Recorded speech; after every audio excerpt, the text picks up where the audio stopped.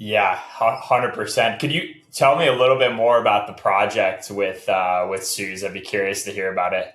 For those who don't Yeah, know, yeah. Enzo, I mean, obviously he runs Design Prism, but he works with my grandma Suze, who's she's a one of one. Oh yeah. There's no one else like her. So Yeah, be curious to hear more 100%. about it. Well, dude, I mean, it's super, I mean, it's just selfishly, like, I'm learning so much, like, working with her, because Yeah, she's been living like a whole food, plant-based diet for a while, which is like really, really hard to do. I mean, I've tried like doing like, more strict diets and things like that through my career as like an athlete. It's just like the diet's hard. I think we all like know that. And she's like really, really, really dialed on this and all about like, sharing that, like, how the impact has been on her, and yeah, like what she's able to do and everything, like, and what that unlocks in her life, just like by living in that way, in alignment with those principles, and then sharing them kind of in bite-sized pieces. And I think that one of the biggest things is that like when people are trying to start something like that, like they're trying to start going to the gym, start running more, start eating better, start like stretching more, like like implementing these things in their lives. It just feels like it's like a giant like Herculean task, dude. yeah, yeah, Like it seems like it's so hard, and she is really good at helping people understand that you can kind of like go at it bit by bit. You can kind of just start like a little bit and just kind of try it.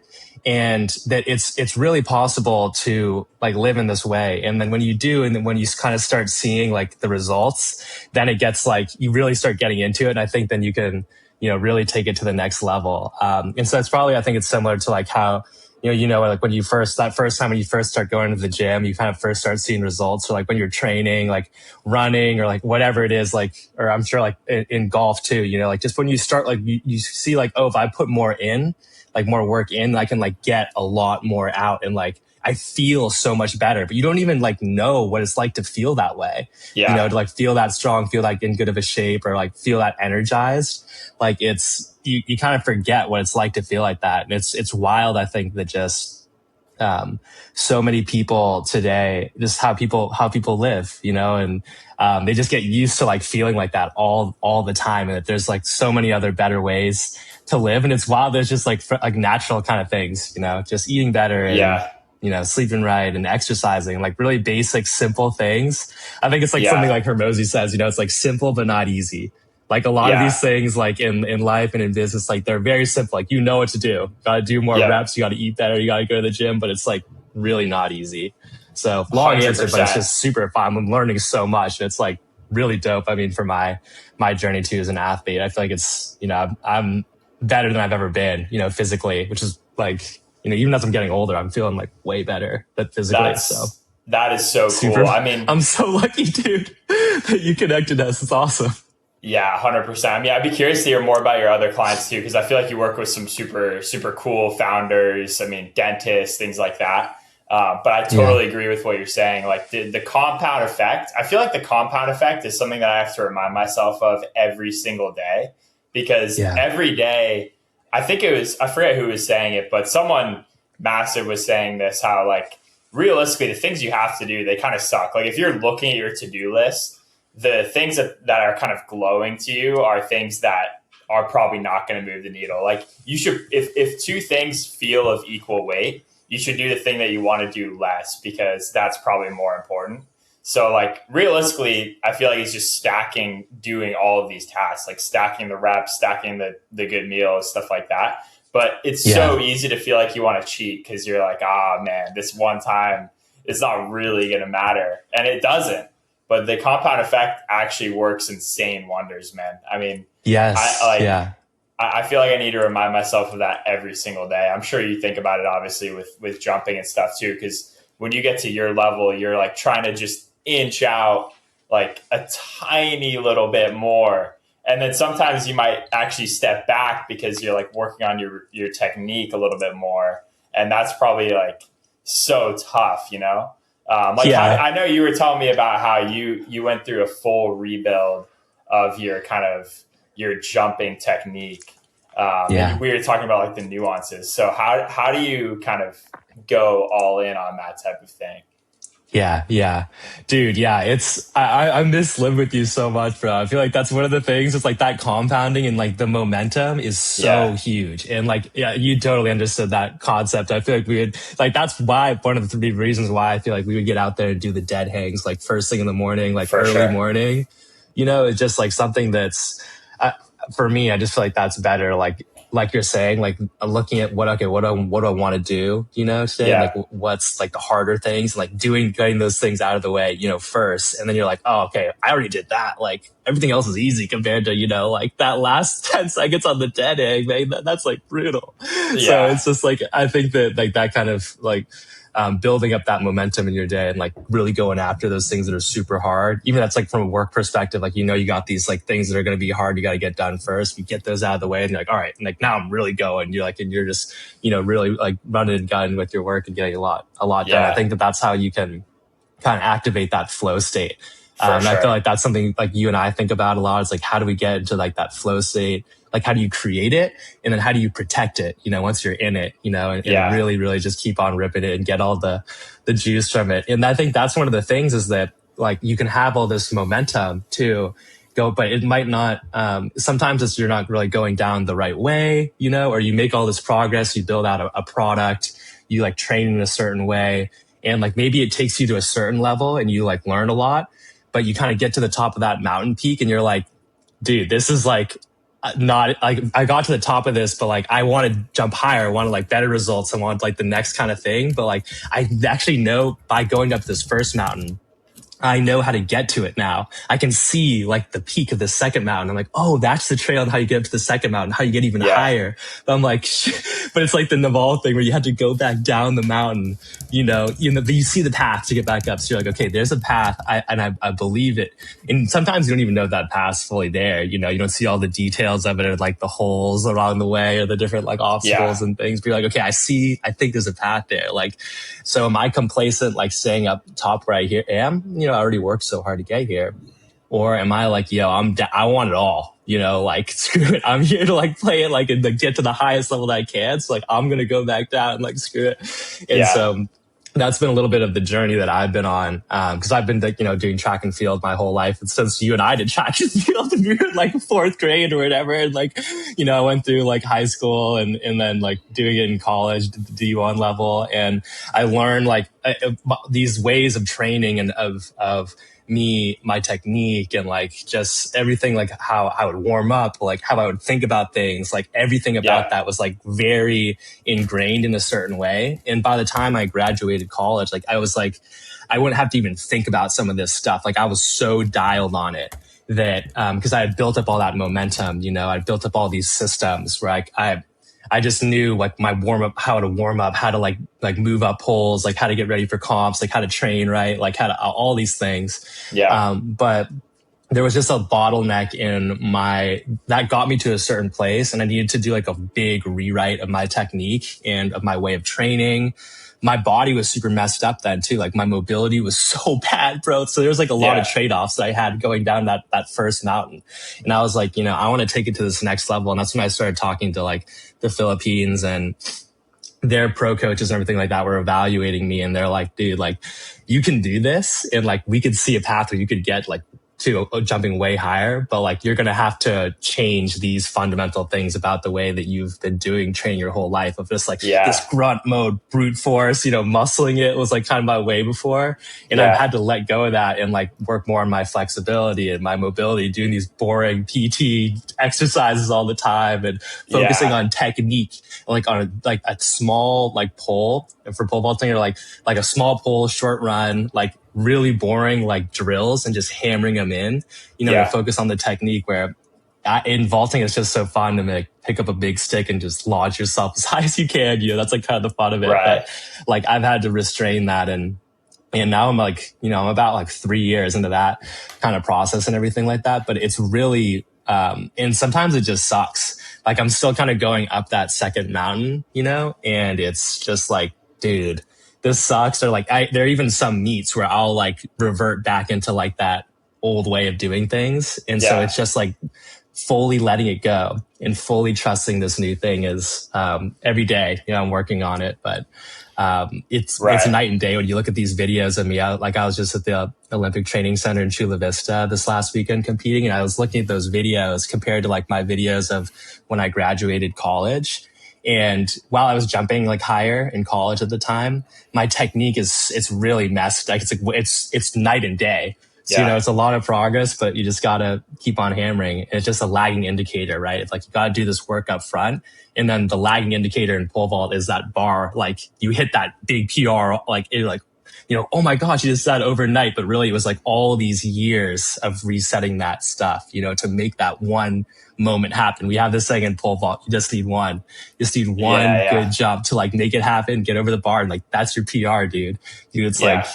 so long answer. Sorry, man. I just No, ranted. that's so cool. I like the you just need one. I mean, I feel like that you always have hope with that mindset. Like I think Enzo Ferrari had this quote where like the bet. I think it was. I mean, great first name, obviously. I think I think he had this quote where it's like the best car I make hasn't been made yet, or the best car I'm ever going to make hasn't been made yet. So it's that hope of like the masterpiece might be the last thing you do, but like all of that experience leading up to it is what allowed you to build it. Yeah. And so I feel Yeah. like that mindset's so cool. One thing I wanted to ask you is, do you have any superstitions that you kind of take to pole vaulting? Like, do you sleep with your cleats, or like kiss your pole before you jump, or like what do you do? Yeah, dude, 100%. It's so wild because like I've met so many people like over the Yeah, years that are like for like vaulters are really like super super super superstitious. Like yeah, they have to get like this perfect amount of sleep or like this amount of sleep, and they have to like do this like the day before. They have to do this pre-meet activation, and it has to do all these exercises in this amount of time, or it's not right. And like in there's all these things, or like, oh, I have to, drink a Phil's like, yeah. 1 hour before my first warm up, like run through, or like these Right. different like timing things like that. I had a bunch of teammates in college that would take these pills called Excedrin pills. They were Yeah. like caffeine and painkiller Right. pills. Right. And so they would pop these things, and like they felt like they could not like compete like without them, just because over time it's so much, hitting the poles like that over and over. You're getting on bigger poles and you're running harder. It's a lot of force. Your body's taking that every single time. So people's Yeah. bodies get beat up. And so they're like, they need all these things to like be able to feel like they can compete. But I've had a lot of coaches, most of them, actually pretty much all my coaches have kind of been on this, have tried to put this mindset with me. It's just like, you don't want to be reliant on things, like Yeah. you don't want to be reliant on, oh, I need, I need to have a yerba mate like an hour before. Like if I don't have a Yeah. yerba mate, I'm not going to warm up good. If I don't warm up good, I'm not going to compete well, or I need to sleep this many hours. My coaches are always like, dude, who cares? Like, it doesn't matter. Like, what if you slept 1 hour, it doesn't matter. Like, whatever. It's like, you still show up and like get ready to go to war, like put Yeah. it Yeah. all out there. And like, it doesn't matter. Like, then that's just be like the mindset of like, you don't need anything fancy. You don't need anything special. When I was in college, we had a really nice, like, gym for the athletes, like the Yeah. super nice brand new equipment, everything like that. But then we also, right next to the track, we had this little warehouse where we put like our pole, like it was literally equipment, like storage shed. It was like this little beat up shed, but there was one squat rack in there. Yeah. And my coach had us at one point go, and he was just like, dude, we're going to stop. We're not going to the fancy gym anymore. Like, you guys are just going to go in the shed and like do your lifts there. It's just Yeah. going to be just the pole vaulters, like not with all the other like sports teams and the trainers and stuff. Just you guys like on my program. Like, we're going to grind in there. And we were all like, hell yeah. And it's just like, you don't need anything fancy, it's like the beat up rusted weights and stuff. Right. But we both got so strong. And like for a while, I think we were like the fourth best like pole vaulting program in the nation. We were there for a little bit. Like we were all like super dialed. And so you don't need fancy things. You Yeah. don't need fancy things. And, we love Hermosi, Will and I, and like he says this thing of like, like this, people have these morning routines, like these rituals, like they need to Yeah. ice bath and meditate, and then they can start work. He's like, dude, wake up, like caffeinate, and then just start working, like go to Yeah. war with like the work. And like that mindset is like, it resonates with me so much from him talking about work and stuff, because that's what my coaches were like in vaulting always. They're like, dude, it doesn't matter. Like all this fancy stuff, like just get out there, like like perform. And like, that's Yeah. all, that's what you got to No, do. I love that. I feel like the guys who can just roll out of bed and get after it and get in that mindset, those are like the true gamers, you know. The guys, I don't know, the guys who don't who need their routine and everything, they're kind of like in the middle. They're not really sure. It's like that graph, the X to the squared or whatever, where it's like the Yeah. dude in the hoodie on the left side, and then it's like Yes. the guys who are like all the try hardy guys, and it's just like the dude in the hoodie on the right side. Yeah. And Yeah. these are like the Yeah. true gamers, you know. I mean, I Yeah. feel like it's totally that type of visual that with like the middle guys are the ones who are, you know, they need the caffeine perfect. They need the 90 plus aura sleep score. They're completely screwed. Like they need Yeah. all the stuff. I think to your point about Hormozy, he's talking about the productivity rain dance. Like, Yeah. you know, Yes. Yeah. I gotta do exactly my cold plunge. Then I got a sauna, and then you've just zapped your perfect. Like, of course, you feel good doing that stuff in the morning because that's when you feel the best. Like you're going to feel the best right after you get up, and that's like your peak hours. So you may as well work, like you were Yeah. saying. And I mean, Yeah. Like take also advantage that's of it. really Yeah. fun too. You know, like Yeah. don't Totally. forget that's really fun as well. Like getting the Yeah. caffeine going and Yeah. just firing on a Seriously. work session is super fun. So I know, dude. Nothing better, especially when you're firing off swarms of agents now. It's just crazy. Like exactly, it's more and more fun because I think that's the thing that all these, we have all these new model releases coming all the time. I think that it's like it is allowing people to spend more time like on what their like biggest point of leverage is, like what they're really most interested in and like really fired up about, and like yeah, is really their thing. And even with like executives and like things like what Mach 1 kind of unlocks for people, like how they can get to that frontline data, and yeah, make decisions. Like you don't have to go through all these forms of like middle managers and things like that to understand like how things are going on the front lines. Like you can use some of these agentic tools to just understand that, and then leverage it like right away and learn from it. And so I think that's one of the trends with this is that it's helping people like be more in that flow state, like do more of like yeah, that peak, like the highest leverage work that you can be doing. for sure. And So yeah, yeah, it's yeah, I totally agree. I'm curious how you think about what you do with AI because I feel like you do a lot of stuff with AI, and of the yeah. people I know, like at least the output that you produce is extremely high quality. So I'm curious how many iterations does Thanks, it man. take to get there? And Yeah. obviously the system optimizes over time, but I feel like most people who experience AI, I mean, certainly every single thing that you do, you have to quality check every single thing that you do because some of Yeah. it's not up to standard. Obviously, there's workflows that you can build that you could do customer support, whatever it is. But like, say you're producing videos or doing things Right. like you're doing that are kind of touching a mass scale market. Like I assume you review them before. I mean, what percentage of the videos are you like, okay, this is good? Or what percentage of the work that it does would you say like this is good to go? And obviously it gets better over Yeah. time, but I'm curious if you could talk about that. Dude, yeah, that's a really good question. Dude, it's so wild because it's like different in different kind of, I think, domains and different things you're kind of like testing on and everything. Yeah, One of these things that I really loved, I really like Boris, like the creator of Claude Code. He's been doing like a lot of really cool interviews with like other heads of engineering at other companies and kind of yeah, talking to them about, hey, how are you guys, thinking about using AI at your company? Are using Claude Code? A lot of them are obviously using Claude. And, like there's really cool interviews. And he did one the other day with the head of engineering at Spotify.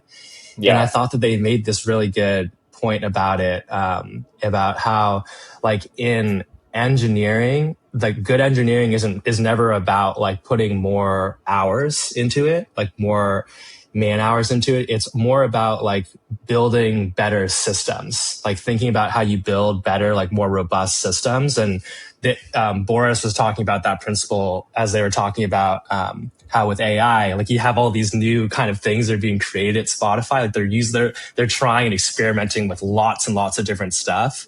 yeah, But one of the things that became the bottleneck was like the the pipeline for how that all gets like published out, and like checked and everything like that to make sure it's all good. And so like they were generatively like creating so much more, but their like pipeline for how that gets kind of published out to the Yeah. world, to the end user, was not really like built to take on that much volume. Yeah. And so they had to rethink like, how do we build test cases and how do we build tests around this stuff so that like it catches up. And it's just like engineering kind of building systems like that, and being really, really, really thoughtful about that and where like the bottlenecks are happening and everything. And I use it for so much stuff, because I feel like for me, I'm trying to learn like what are the best ways to use it, to create value, to create products and services that really help people. Or even if it's just like a piece of like a product as simple as like a piece of content, like a piece of like a video that is valuable to somebody, like how do you use this tool to make something that is valuable to somebody else? They are willing to spend their time on, like over a lot of time on, they're willing to pay for, like, how do you create that kind of value with these tools? And that's why I've been kind of applying it across all these different domains. Like in iOS development, that was something I was like really trying to push it on that front. We've talked before about I'm working on like a surfing app and like a workout app and everything like that. And so like one of the things that I learned so much about what's the process like for building an app and like testing it and then like deploying it out using Apple's distribution. Like what's the process for getting on the App Store? Like how much does it cost? And like how do you submit something? And like what kind of things need to be on it, for it to be approved? And like really understanding like the texture of, because I worked there, but I didn't understand like how the texture of like what the pipeline was for how something gets published from like something that's in a test kind of phase to being on the App Store, know, and like for a while, like I was like iterating, changing all these, pushing all these changes to my apps and stuff. And it was taking like months for them to or they wouldn't go out like to the Peak Surfing app or the Marvel app. It was because like at Apple, they were dealing with this problem too. With like, we have all this generative, like, oh my gosh, people are like writing all this code and submitting all these updates to their apps. And like our pipeline is not set up to be able to like review these that quickly. So like that's been something they've been like changing and adjusting. I've noticed that a lot like recently. And you hear it a lot on Twitter too, from like the dev community is like, oh, okay, this is getting way better now. And like our apps can actually get out and everything a lot better. Side note, like one of the things I tested even then was using Codex and using, I think it was 5.5 at the time, and saying, hey, I was telling it like, hey, my surfing app's been in review, the most recent one, for like 2 months. What's it going to take? Like, is there any way that we could get like, can you help me get this so that it gets published faster? And so we go back and forth with the agent and the agent's like, Enzo, there's actually a way where we can submit an appeal to Apple. It's like an accelerated approval process. And there's actually this other backdoor way to do it. And I was like, oh my gosh, okay, like tell me about that. Let's do it. And it's like, yeah, you just go to this page, like, and I was like, okay, draft up what I should say. Like, what should we say so that they're going to be like, okay, they'll accept it. And so the agent drafted up like a message to Apple, a detailed message here. These are the features. There's security improvements in here. There's X, Y, or Z things that are going to improve the end user's experience that are like really important. It wrote this detailed thing, and then it went through, clicked of course in the browser, used computer use, and then submitted that to Apple. And then Apple accepted it and finally got through like my update for my surfing app. And so it's like these little things like that, they're just from the process of coming up with an idea for an app or like a video or like a website. There's so many like roadblocks that come up with it. But dude, these agents, if you just tell them to go, and like they will blow through those roadblocks. And I think that's what I'm so excited about, like for just where we are right now, just humanity, just because everybody has these ideas, these things that they want to create. Like with Suze, we have these really cool ideas and so much value to share with the world that like someone could really benefit from that. But we're so many roadblocks before to being able to take that idea that you have, package it up into something, and then share it with other people, like distribute it. And now like it's just so much more possible. So there is like in the quality aspect of it, it's that's something also that I look at too, like kind of even from like a web development. I think web development's maybe a good example of this. Like when you and I were first like really getting into this stuff and we were messing around with Replit and everything, my company Prism, we were at first we were building websites like the OG kind of way, Figma files, like really like it was, but then we'd started using Replit. And when we made the transition to Replit, it didn't immediately always work. Like things would like break and things like that. But I Yeah. had a really good sense of like what the agent could do, and like where it would break and stuff like that. And I started, because I would just get punished, when it would break. I'm like, oh my gosh, I have to restart this whole thing. I was like, not going to do that again, type of thing. So, but I have seen over these like last couple of years since Will and I were living together, like this, it's crazy step changes, especially in web development, like software quality, like how good these things are getting. Where really before, like I would put it onto a local host, like local environment, like really like go through the fine tooth code, like read everything that it had said and like every little bit about it. Like I had to be really, really careful with it. And since like that time, it's the amount of time that I've had to spend like granularly, like looking at like, hey, does it look good on mobile? Do all the buttons work? Do the forms work? Are the forms connected to the backend database? Like, is Google Analytics firing the right way? All these different things. Like now I just know, I just trust it because we have the harness set. The models are way smarter and the harnesses are set up in a way where it knows what to test and everything like that. And, and so I think that's kind of the thing that it doesn't always work out of the box. I think that's the expectation to kind of have going into it with a lot of these things is like, hey, the quality is probably like you should review it like in a lot of detail for the first several like outputs so until you have an understanding of, okay, this is what this thing is really good at, or like what it usually looks like for writing, or what it usually looks for design, or for like a website, or for an iOS app, or for a video. And then you understand kind of like I like probably what the quality is going to be. And then you kind of get more and more aligned with that, with like, okay, this is like how much effort it's going to take, or like how many iterations it's going to take for it to be something that can be shared publicly. But then that all gets kind of changed because you have like a mental model like that of like how it would work for 5.4 or 5.3 codecs. But then something like 5.5 or 5.6 Sol comes out and it kind of breaks your mental model. You're like, oh my God, it just did it. Like I didn't need to like review it all. It like looks perfect. And that's something I've been noticing like last 4 years, sorry, dude, but on the video side of things, like our last episode here of Shoreline, it's up on YouTube, or it's not like public yet, but I edited it and everything. And this is the first one that agents edited fully for me and Will. And so I basically gave it the raw files and lots of different things, like in terms of like clipping in 5.6 Sol edited this video, so you guys will see it, but like it frames like me when I'm talking in the frame, and then Will when he's talking. Sometimes it has us showing side by side and everything like that. So like the framing is interesting, but then also the audio, like audio engineering. Like that's probably really annoying for you, sorry dude, but I had like I was using my Yeti mic on our last recording. Yeah. And something's wrong with my Yeti mic where it makes this like high pitched like screeching noise like subtly in the background. Yeah. It's really annoying. And I've found all these kind of editing tools that I use now to find that and like cut it out almost, but it's a very manual process. And with our last episode of Shoreline, I gave it to the agent and it was able to engineer the audio to balance out Will's and my audio, like cut out all the screeching sound. And so it all sounds like really solid. And so it's just like a full stack, like video thing, and of course it can do the thumbnails. Of course it can do like, now on screen different things that are showing too.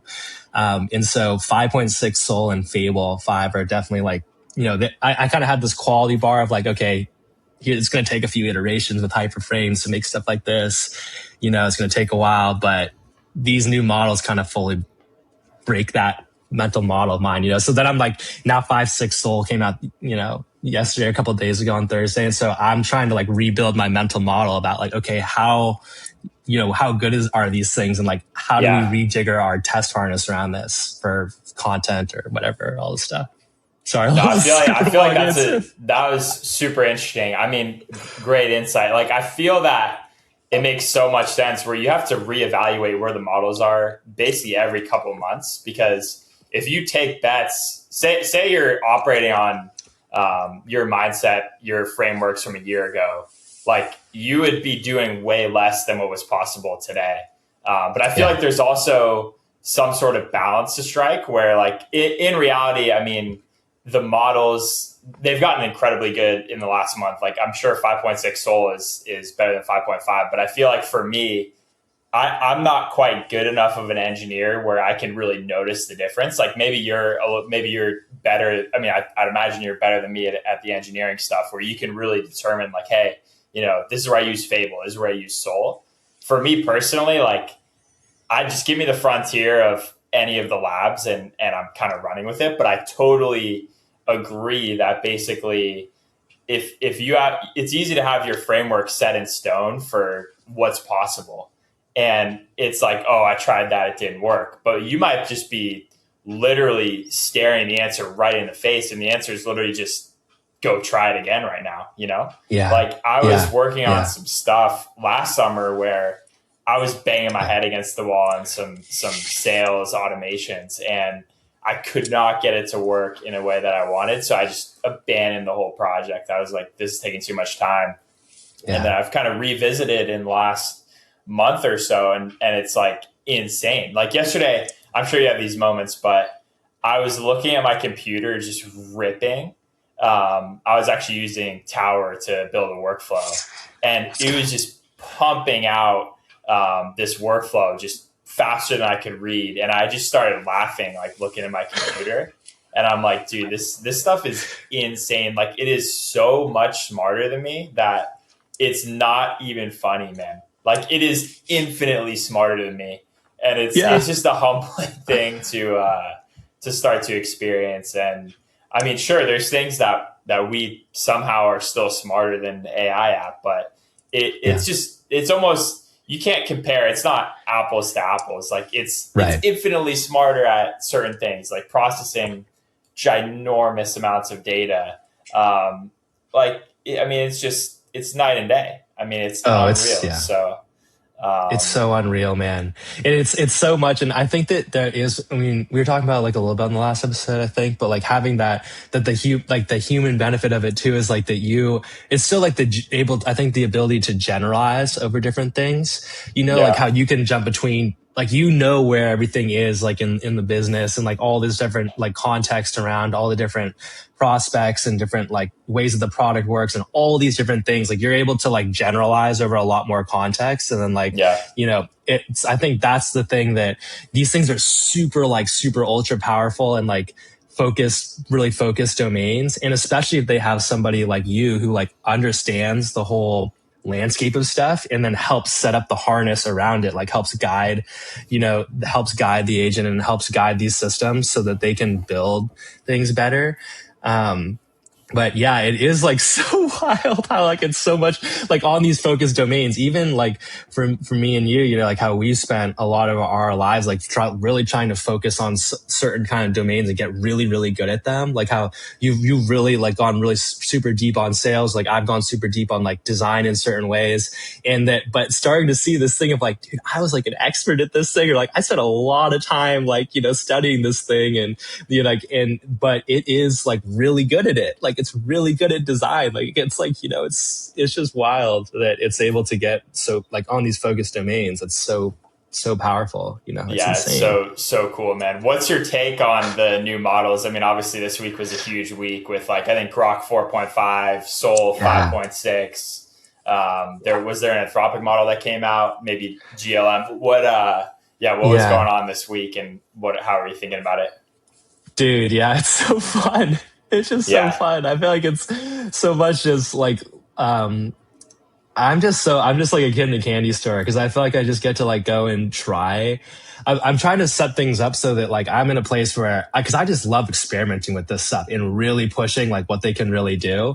And like that's yeah, like it's like, and so like on the iOS apps or on the content stuff we're doing, or even like doing like a pod like this, like editing it up, like these different things. I love like seeing how they can be applied to improve stuff there. And just like a side note too, like on X and Twitter, I think that's one of the things that I love about it so much is that everybody is trying things and like experimenting and kind of just sharing out in the open, like, hey, I got it to do this thing. Or like yeah, this thing that like didn't seem possible before, like just with the model itself. Oh, this company like HeyGen springs up and makes a little hyperframes tool, or this Hermes agent like company springs up and they literally just put a bunch of skill files around the agent, and and then it unlocks these next level capabilities of it from like a really Yeah. these kind of simple, beautiful solutions of, oh, what if we just allow the agent to edit its skill files, and like to make it to be self-learning over time. And it's just so interesting, like seeing like how people like make these different bets kind of technically, or like things that they build around it and everything, and then like these new capabilities that unlocks, or new things that weren't possible just with the core vanilla model, like with Mach 1, like how you are able to we build all these other things like around the model to help give it like superpowers, so that it's not like an out of the box like Claude code or like out of the box codex. Like it's like this thing has superpowers already.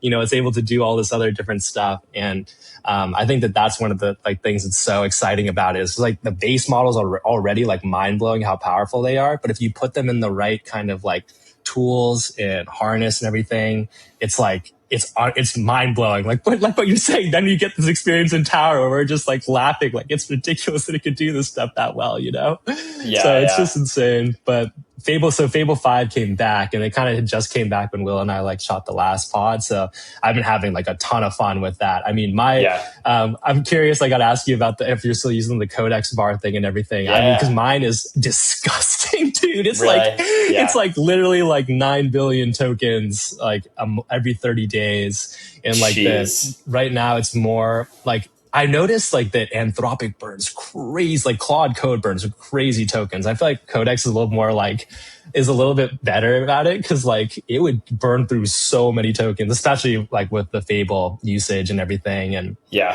but generally, like how I'm thinking about it. So yeah, we had like Fable 5, and I think GPT 5.6 Solar, kind of these frontier kind of things. And then we have Grok 4.5, like in there, working with Cursor and all this stuff. So that model's like supposed to be like really good, particularly in coding and like engineering tasks. Like I don't think that it's on the same level as like 5.6 Sol or like Fable 5, but it's getting there. And I think that this thing about like that, when you look at how quickly the like Grok, Cursor, Elon team is kind of accelerating on making their model catch up to Claude or Anthropic models and OpenAI models, like they're going to catch up, I think, especially when they haven't even like started really scaling, like and compounding on this like space, like the SpaceX, like space data centers and everything. So I would not bet against like their models on this. I think that they're not like the top of the line right now, but they're going to be up in the running for it really quickly. And what's so exciting about them is that their models are so token efficient.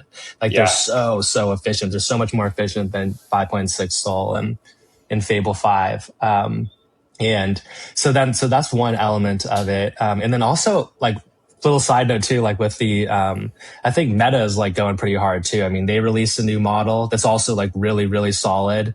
It's like really good at like agentic kind of stuff, agentic browser use, agentic like computer kind of use and everything. It's also not on the same tier of Fable 5 and GPT 5.6 Sol. But I think that it's interesting because they actually there's a little bit of like a news thing where like they were basically like recording. They set this program where they were going to record kind of like all the keystrokes and like all of the ways that all of their employees are using like the computers at Meta, and then use that to like train their internal model and make it way stronger. And so I wouldn't bet against them either. I think that they're being pretty aggressive about how they make their stuff smarter. And the model they released this week was also really good too. But 5.6 and Sol and Fable 5 are still like insane. And I think the last thing is with 5.6 Sol is that OpenAI is just they are so generous in terms of like the resets that they give people. Like they reset the usage like all the time. They do it so much, and then they also give you like these reset. Like you can store like up your resets now, and that happened like a few months ago. So yeah. I have like 3 backed up, and it's so clutch like when you can use those, because what would happen with me before was like I would blow through the $200 like maxed out plan like in Codex. I loved it, and then I would start paying the API pricing. It was so expensive, like it would, and that's why I got like the Claude subscription again, and so I went back to it and everything. So it's kind of this interesting, but I'll just say like on my side, like I don't have any, like, it's really, I'm able to really rip with these things, like and do a lot with them, especially with all the resets and everything like that from OpenAI. And so I've been using 5.6 Sol as like my main kind of model recently on like medium or like high reasoning mode. And then when I'll use Fable sometimes for like, if I'm like planning out something or like I want to go super hard on some like really big issue, then I'll use Fable now these days. But I think 5.6 Sol is going to be the new daily kind of driver. It's the new default model in our Hermes agents and OpenClaw agents too. So long answer. That's cool. Sorry. Man. So no, that's super cool. Did they nerf the Sol model at all? Because I know Fable, if you ask it certain questions, it'll say I can't answer. But I assume they give it max intelligence for some tasks. So is Sol nerfed at all, or no? Not that I know of. I don't think that I haven't heard of anything like of people having that experience where it does the like it drops them down to Opus 4.8 or like it drops them down to like another model because it's like a prompt that's not okay. I think that I don't know. I mean, I haven't tried to test it on that front. But I have not experienced anything like that yet of it dropping off to the weaker models or it being like gated or anything. I haven't used it for anything like sketchy, I guess. I've just been, I have a couple of different like benchmarks I kind of use it against. And so I've been like using it against that again to kind of see like reset my frame of, okay, what can it do? And what's my new mental model? Cause like that old world is gone now. Like this is not 5.5 and Opus 4.8 anymore. This is like Fable 5 and 5.6 Sol and it's a new world, dude.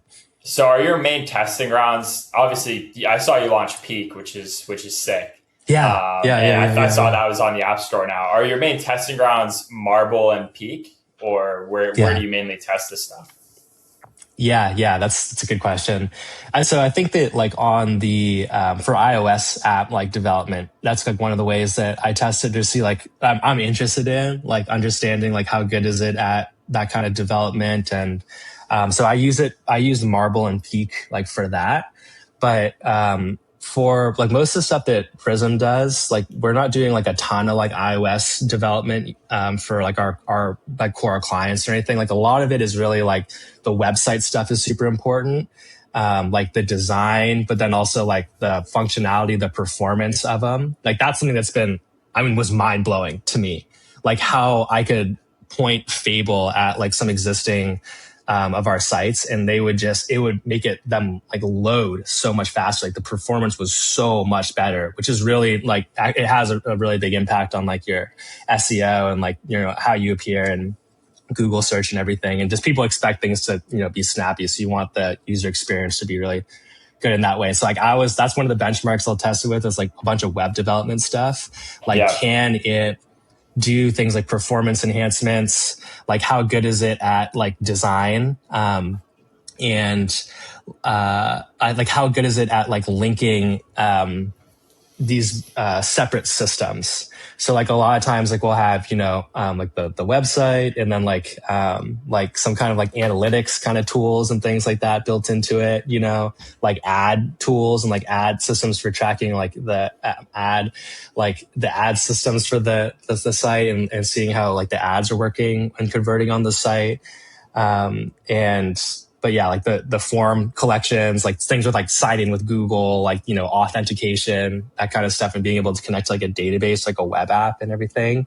So like those kind of things, like on the web development side, I like to push and test a lot. And that's one of the ones, like sometimes I do that on our Prism, like YouTube channels. I'll just do like a benchmark of like, okay, like I've given both the same prompt and like I have them go and like build up this page. And like, we'll see like which design is better kind of side by side. And that's kind of like a fun thing to look at. But the content part is really good too. And I think for me, like I've been testing out a lot recently, like can it create the kind of video or that I'm imagining in my head, like how it's looking, like what visuals are showing on the screen, like what we've all been talking about, but also like from the content perspective, like what's being cut, like what is the video about? That's something I think that's becoming more and more interesting, is that everybody can create videos now, like with social like media and like like phones, like everyone could just post on TikTok or Instagram super easy. So like the amount of content started blowing up a ton. So things are like super oversaturated then. And what's like differentiating like one piece of content versus the other. Then it was like kind of like these other like editing styles you could do on top of the video, like adding these overlays and things like that, or making it like professionally shot with a professional camera or whatever. And like that would stick out to people.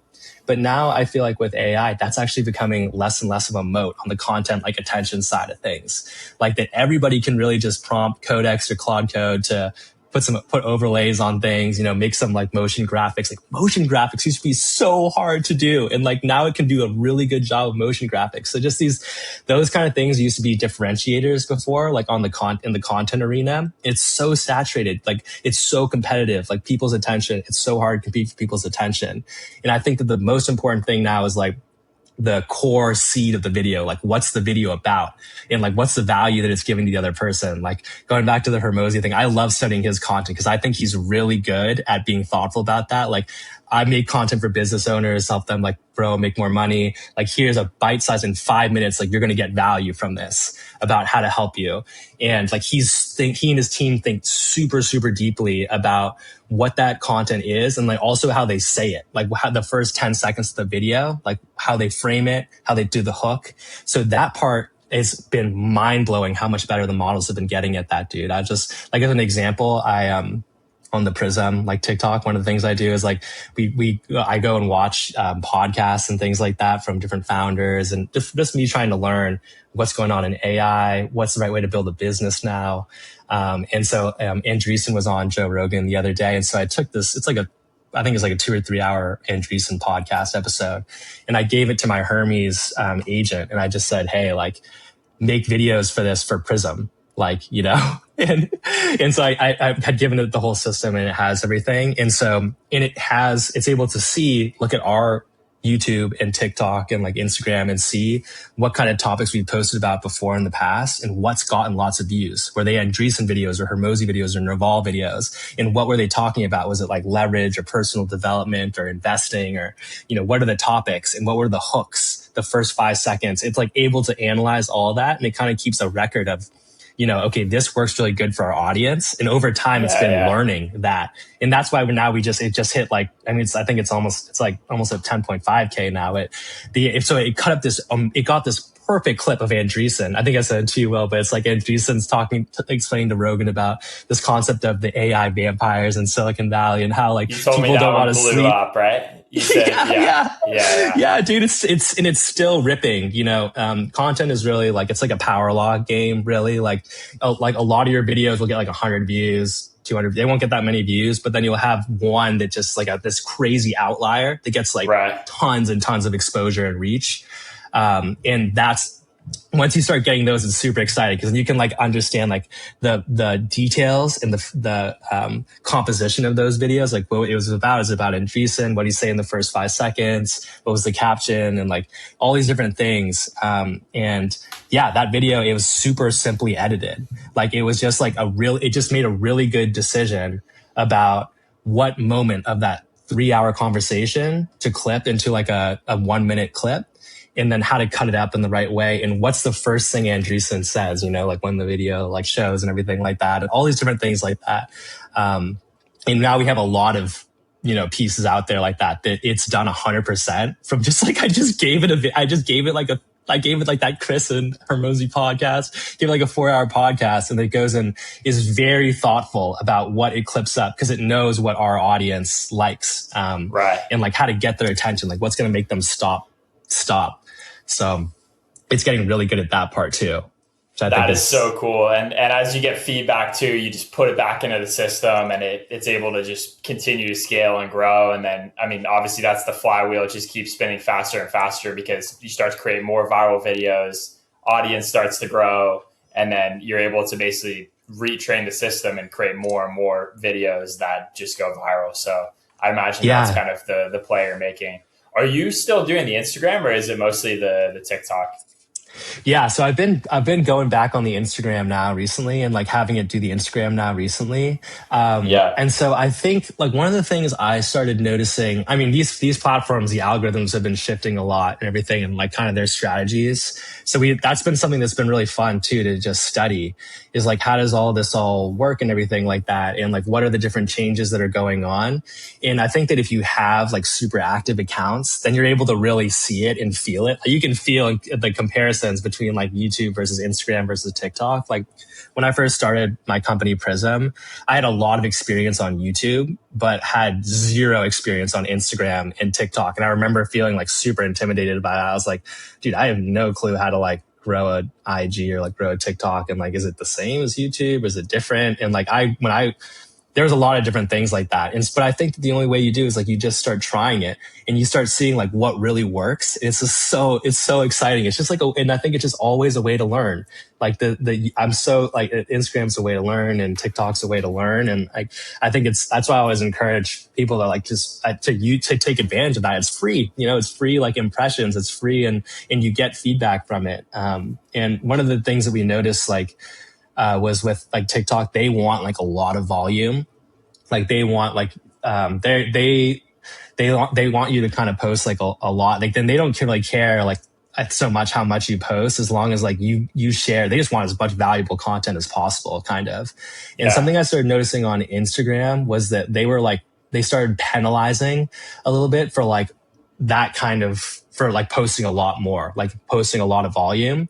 And so I started doing this strategy that I'd like heard about and listened to from different people that they were trying, where I was like, that they would use TikTok as like a frontline kind of way to experiment at scale. And even like across multiple accounts, like you spin up like 2, 3, 4 TikTok accounts for Prism, for example, you post on all of them like 4 or 5 times a day. And then you get a ton of data about like, maybe some of them get 100 views, but some of them get like 1,000 or 5,000. And then those outlier 5,000, you take those and then put them into Instagram. So that's good signal that, okay. And so that's what I was like a system I was kind of running on for a while, like for the last few months. It took like a little bit of just shifted a little bit, and yeah, but I don't know. I just have gone back to the point. I really think that they're also at a point where they just like, if it's a good post, like if it's good, a solid thing, then they want it on their platform, and I'm kind of just more open-minded now to like experimenting more on the Instagram side of things again. So we've been posting there for like the last few weeks. Not as much as TikTok still, but like the Hermes agent literally just rips on TikTok. And it's like, again, it's like this whole thing where it updates, like it has like spreadsheets and all this crazy stuff, like all these documents and skill files and markdown files of tracking, like and updating over time, like what kind of content is good and what's working and what's not and everything. And I want to basically like give it I want it to like do that flywheel as quickly as possible, post, learn what works, then go make more videos and keep on doing that. And I think that the only constraint, in a system like that is your raw content that you have to feed into the system, but thankfully it's not like videos about me, like talking about AI or like a pod like this. It's just stuff that have found valuable that I think people should watch and like would want to watch multiple times. It's so valuable. Like these clips of these, like, it's really, really good advice. And there's an infinite supply of that on the internet, and all these guys are posting more podcasts than ever.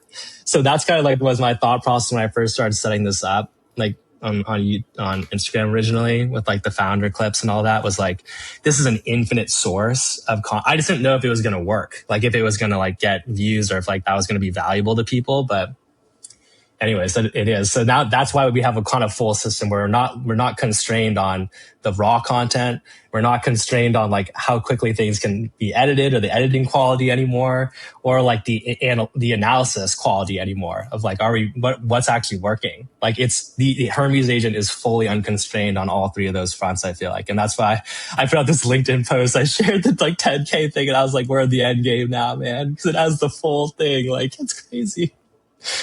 That's unreal, man. That is so cool. I mean, you've grown your TikTok basically up to 10K fully autonomously, and it's interesting that you're not even, there's no bottleneck. Like it's literally just just content being created about these entrepreneurs. They're talking on podcasts, and there's an infinite supply. So that's Yeah. that's the tap you're drinking from, which is the well of infinite information. That's so cool, man. Yeah.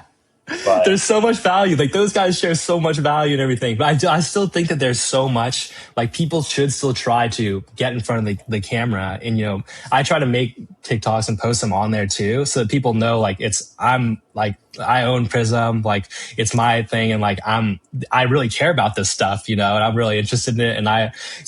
And that's sometimes like leads won't come in kind of just from looking like at the raw content. They're like, this is faceless kind of channel. It just shares like founder clips. Like this is valuable. And like, I'm going to follow and watch this every time. But like, I don't know how I would work with these guys or like how that would work or anything.